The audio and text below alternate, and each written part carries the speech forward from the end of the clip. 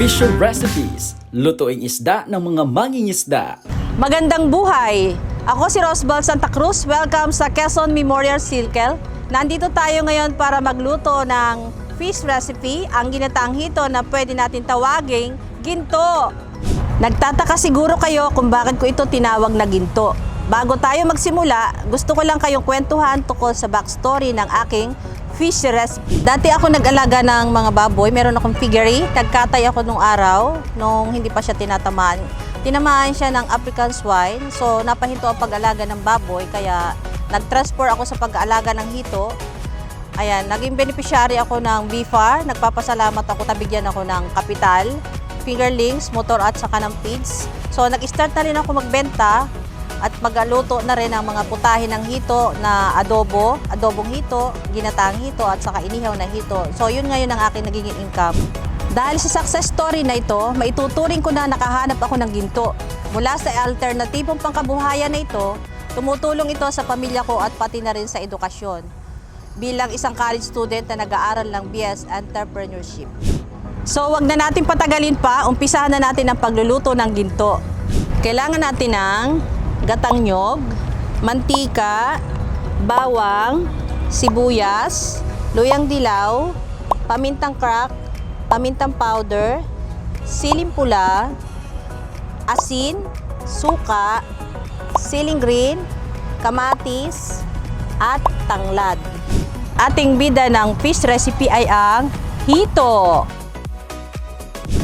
Okay, magluluto na tayo ng hito. Unahin muna natin itong tanglad para hindi siya dumikit, hindi siya magtutong.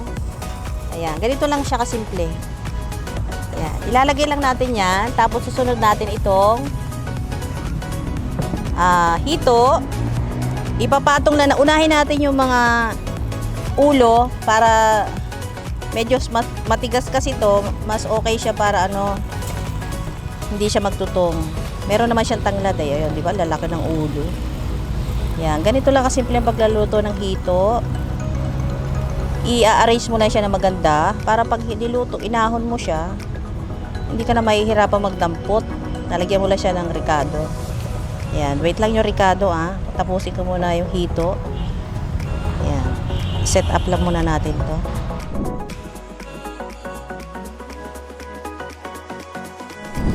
Timplahan natin siya ng asin. Ganyan lang yan kasimple.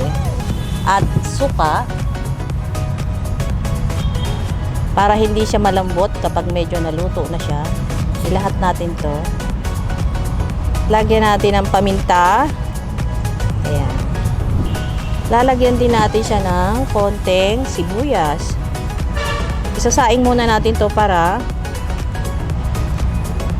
mas lumasa yung yung ricado niya. Ganyan lang siya. Ayan. Konting tubig lang. Para lang may konti siyang pangluto. Tapos, tatakpan na natin. Antayin natin siyang medyo maluto. Lakayan natin ng konting apoy para mabilis siya maluto. Yan. Habang niluluto natin to, magigisa na tayo ng panghalo. Iginigisa natin ngayon yung bawang at sibuyas. Ayan. Antayin natin mamula siya ng konti. Okay. Next na natin ang luyang dilaw. Ayan. Ito yung pinakamabango. Pampasarap. Isusunod natin ay pamintang powder. Ayan. Konti uling asin. Ayan. So, okay na to. Antayin na lang nating maluto yung hito natin. Okay. Antayin na lang nating maluto to. Saka natin ilalagay dito sa ibabaw yung ginisa natin na luya. Okay. Okay, ilalagay na natin tong gatang nyog. Ayan, ang sarap naman.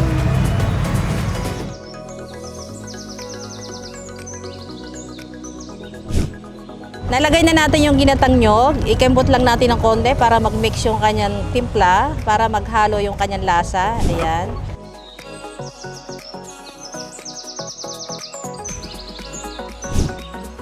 Ayan, ready na ang ating fish recipe na ginataang hito o ginto.